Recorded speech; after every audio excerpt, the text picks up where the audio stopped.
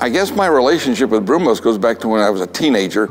I worked for Al Sager Volkswagen in Jacksonville, and I was aware of Mr. Brundage long before there was a Brumos. Brundage Motors was not only the dealer in town, the other Volkswagen dealer in town, but he was also the importer.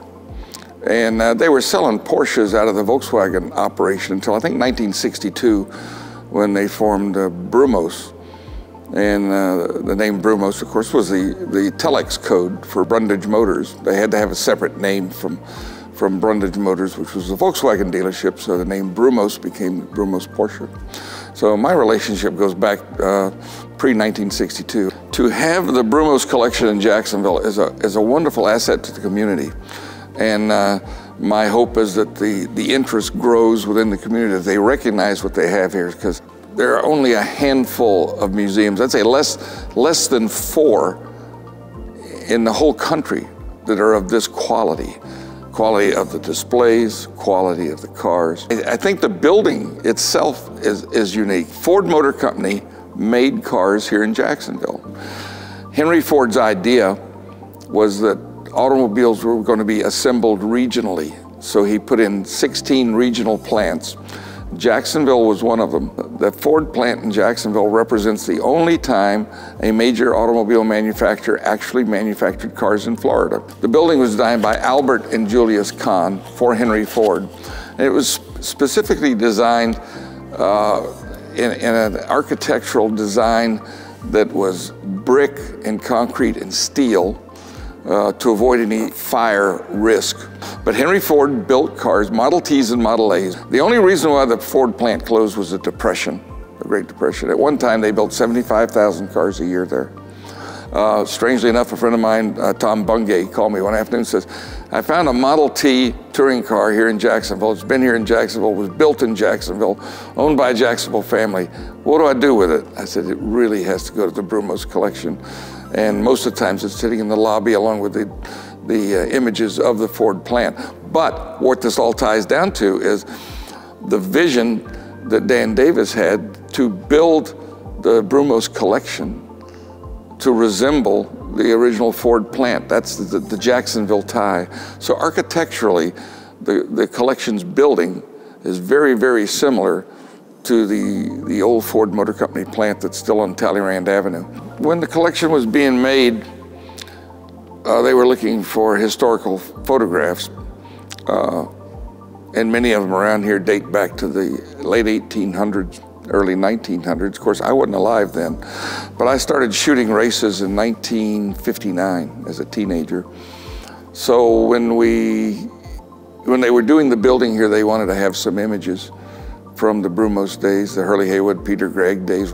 So I dug into my archives, and I'd say about 40% of the photographs hanging on the walls in here are from my archives, stuff I shot back when I was a teenager or in my 20s and 30s. Shooting those pictures, I'd say to myself, someday someone's going to want these. I didn't know where or when, but I'm glad it turned out to be here, and I'm proud that the images are hanging on the wall, represent some of my work from 50 years ago. When I look in here and I'm surrounded by some of the greatest cars in the world, and you know, the Alfa is my all-time personal favorite. I remember going to Sebring and seeing Hurley and Peter in the 914-6. And then when you wrap around the backside of the Brumos collection, it brings back so many memories. Seeing my photos on the wall enhancing the display is very heartwarming for me, because it means everything I did 50 years ago has some meaning today. And they'll be here long after I'm gone, and it's kind of nice to know that you leave something behind that's positive that people will enjoy. I think my favorite Brumos memory was my first full job assignment to cover a race for Road and Track magazine. Was the 1973 Daytona 24-hour, which Peter Gregg and Hurley Haywood won in the Carrera RSR, which was a great victory for the local guys, for the hometown team. It was a great victory internationally. It was a great victory for Porsche and their new production Carrera. It had all the ingredients of a wonderful event and a tremendous success. And I not only photographed the race for Road and Track magazine, but I wrote the story. So to be able to be the journalist who did the photos, the story for the hometown team, who brought home the big win on the world stage, I think that was the most memorable time for me with Brumos. Every major show has great collections in their backyard they draw from. The most important thing about the Concours is we do certain themes, and you need a source for those cars. And of course, the Brumos collection has a phenomenal collection of significant cars which can make or break the excitement that you're trying to produce with a Concours d'Elegance. So it's extremely important to have such a significant inventory of wonderful cars just within miles of where we're putting on the show. So that's a big deal for us. There are certain cars that are always going to be in running for best in show in a Concours d'Elegance. The 29 Alpha, a Duesenberg, a Miller. They're somewhat, if I had to make a description that the layman would understand, is the Miller cars are like Fabergé eggs. It's more than just the outside appearance of the car. I mean, everything from the delicate radiator grille to when you open it up, the detail of the motors, it's the entire package. Many race cars back in those days were built on off of production cars and could be kind of crude. The Miller, on the other hand, was a very sophisticated car, and I think that's what makes it outstanding. And the judges that we have understand that. They understand the importance, both the provenance of the car as well as the integrity of the design. The Miller car, he's built a phenomenal Miller collection here. I think, I'm not quite sure, but I think there's about 23 Millers of various stages that are left out of the Miller dynasty. And 7 of them are right here in Jacksonville. I mean, the majority of the production run of Millers. And Millers were a highly successful car. At one time, the entire field at the Indianapolis 500 was made up of Millers. And Harry Miller was a genius who wasn't necessarily consumed by making a lot of money as he was making the best race cars.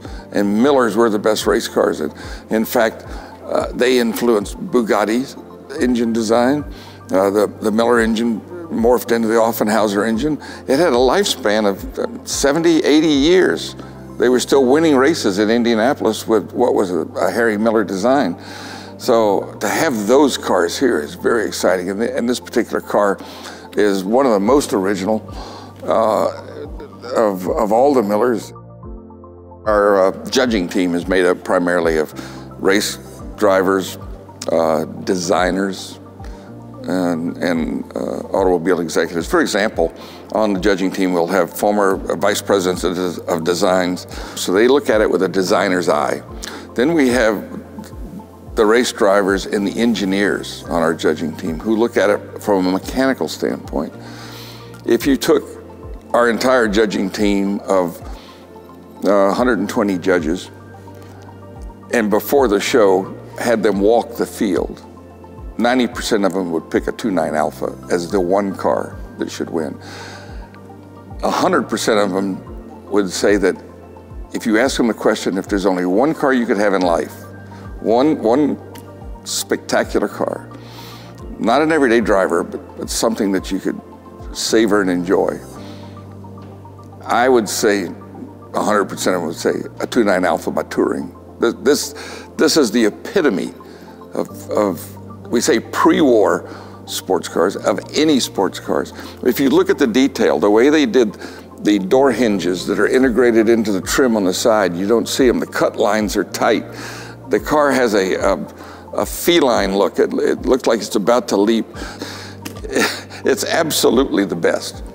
And when a 29 Alpha rolls on a Concours field, it's almost like the show's over. I think that being able to draw on the wonderful inventory here to put on a program for the public to see and understand the evolution of the automobile, having the relationship with Brumos, for me to be able to come out here and go, I'll take one of those, and one of those to make the show. It's like picking cupcakes in a bakery. It's a wonderful relationship, and to have it right here in Jacksonville is just fabulous. I don't think the people of Jacksonville realize what they have here yet, but they will. And this is a great asset to the community.